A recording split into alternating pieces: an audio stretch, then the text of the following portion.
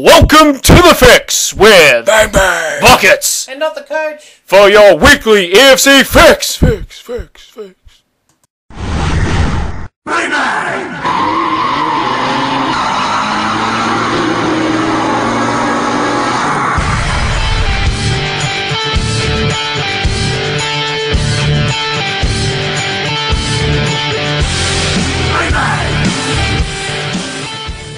Hello and welcome to the Big Footy Fix for Finals Week 2. It's Wednesday, August, I believe it's the 19th maybe. I'm not joined by the coach tonight, I'm joined by another special guest in Buckets. G'day all. I guess you'll get a better quality podcast this week without the coach here. I'll be stepping in and doing a lot better job than what he will. Yeah, he reckons he's gone fishing this week. The stingrays are out and he doesn't give a shit. He's Funny out. that. Yeah. The Stingrays lose and he chucks it in and doesn't turn up this week. Yeah. I spoke to him today. He goes, just tell him that I'm on the players trip with the Stingrays or something. Like, he wasn't interested in coming in. That's alright. I'll do a better job than his Glenn Jakovic comments in the background. I had him on. He was meant to go out this week and try and find me Barry Hall to bring him on the podcast this week. We've just ended up with Buckets, but and no coach. Well, I'm a bit better than Barry Hall anyway. Probably won't hit you as hard, but Nah. Well, we're not going to talk about Barry Hall tonight because he took up 20 minutes the other night. So we're going to go straight into this week's games. We'll talk about to start with some big news coming up from one of these teams later on. But yeah, to start with, we'll talk about the games. Saturday afternoon, the Firebirds and the Rage. What did you see down there? what did I see? Well, I saw the all-time greatest team in the EFC history go down to a very dominant Firebird side. It was actually very great to see. Yeah, Firebirds looking good. Joe Watson had the game of his life, 34 points. He was, I wouldn't say the difference, but he certainly helped the margin. Yep. Definitely, it was a great all-round team performance, but Watson was definitely the standout. Andrew Mackie having one of his best games ever. He stepped up a lot. And from the Rage, unfortunately, defending champions, two-time defending champions, gone. Cup finalists this year in the Knockout Cup. Yeah, and I don't know if their reign might be over, but a few of their normal contributors just failed to live up to it in this game. I mean, Hamish McIntosh has been dominant in the ruck, and he didn't do that well. And I mean, Captain Courageous Luke Hodge was a disappointment. Really piss poor from the captain there. He usually stands up in August in the finals, but below par, definitely. Got some good young fellas there for the Raiders to build on though. Like Callum Warren looks like a good one, and Greg Broughton's obviously had a standout year in his first year. Where did Greg Broughton come from? That's what I want to know. And how did the Rage end up with him? The two-time defending champions, and they just come up with Greg Broughton. Pick 372. Their scouts are doing well anyway, so that might put them in good stead for the future. So the Rage are out. I think their scouts and their coach have been doing well, but we'll talk more about that later. Yeah. So the Rage are out. Firebirds this week take on the Canberra War Dogs, who jumped straight through to the Prelimin Final. We'll do our tips later on and talk about the game. So we'll move on to game number 2 from the weekend. The shock of the weekend. What a Vipers. fantastic result this was. One for the underdogs. Everyone loves the underdogs, and the Vipers have stepped up and knocked the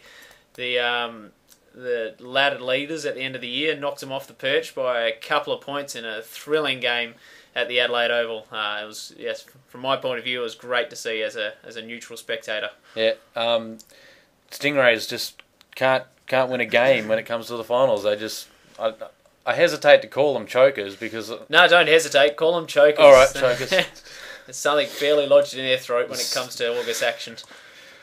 And it was good to see Gary Ablett tried his best this year, getting 29 points, but just no one there to support. There's one wise man once said to me, one player, and that's pretty much all that the Stingrays had this weekend. And who would it have been that says one player all the time? Oh, it's some guy. I think he likes to call himself the coach. I think it might have been. I think you might be right there. Often comes up with a comment like that.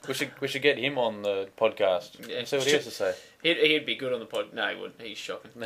But they were depleted in the back line, but it was 3 points. Joel Selwood really couldn't handle the pressure down there in the back line. No, a bit of a swap up there, and didn't really work out for him there. Maybe someone like a Liam Jarrah stepping in maybe would have done a better job than switching Selwood to the back line. Yeah, I heard Jarrah's bit of a defender. He considers himself a bit of a defender. He doesn't care where he plays. Really, Yeah. Jarrah would have just stepped in. Well, I think, Stingrays just, I wouldn't say unlucky. They've had a great defensive team and sort of got by in a few games this year, and it's finally caught up to them. And the mighty Subiaco Vipers have overrun them. Well, the Vipes have been known to score pretty high, so keeping them to 120 was probably a good effort. But yeah, didn't get there in the end. I know you were talking last week about the influence of the Roughhead injury, what effect that would have on it, and missing either a key back or a key forward, and when one of your forwards and one of your back don't do that well, maybe a Roughhead would have won them the game. I don't reckon they would have, because they've kept the Vipers to 120 points without Roughhead. I think their attacking players like Stephen Salopek, Nathan Brown calls himself an attacker. He got 7 points. Yeah, he's on the way out, that guy. Nathan G. Brown, the pretty little flimsy boy, as we spoke about. Yes, I just think come end of the trade talks later on in this season, and the Stingrays failed to come up with a deal. There's plenty of things offered around, and they couldn't come up with a backman or a forward. And I know there was players offered to them. Yeah, they didn't bite, and it's come back to bite them on the arse. And yeah, when their back line didn't do that well, and their forward line was atrocious. And, at least they know where they need to look to improve the team for next year to try and win a finals game. But I think they're going to have a lot of star quality in the midfield come the off-season, and they're going to have to look to upgrade their back and forward lines. But let's not take anything away from the Vipers. That was an excellent performance. That's right. The Vipers, we'll have plenty to talk about them anyway, because they're participating this week.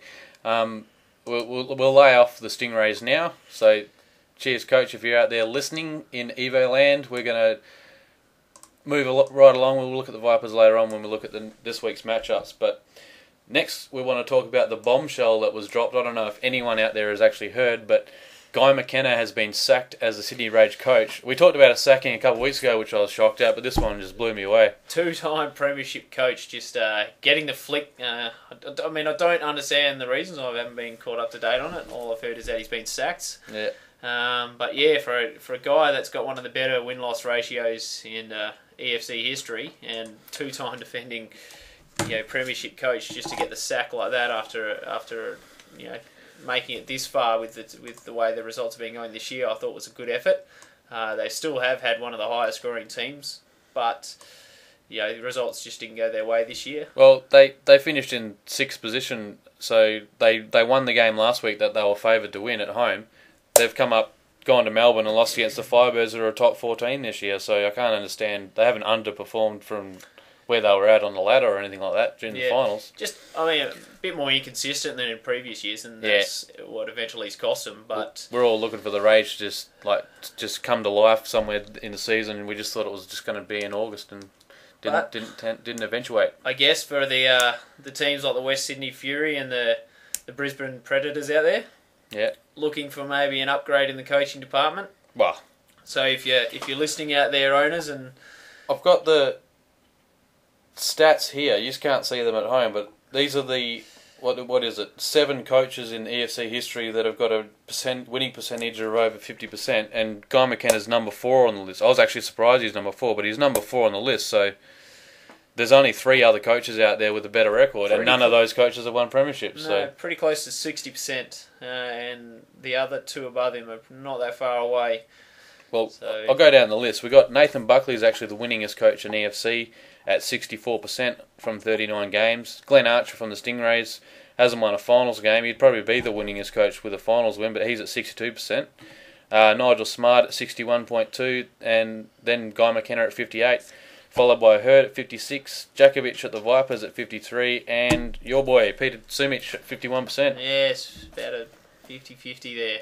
Yeah, so I can't really see. We'll have more news coming up on the Guy McKenna situation, but at this stage he's been sacked from the Rage and looking for another job. So we're going to have to take a break now anyway, and we'll come back with part 2 in a second. Bang, bang!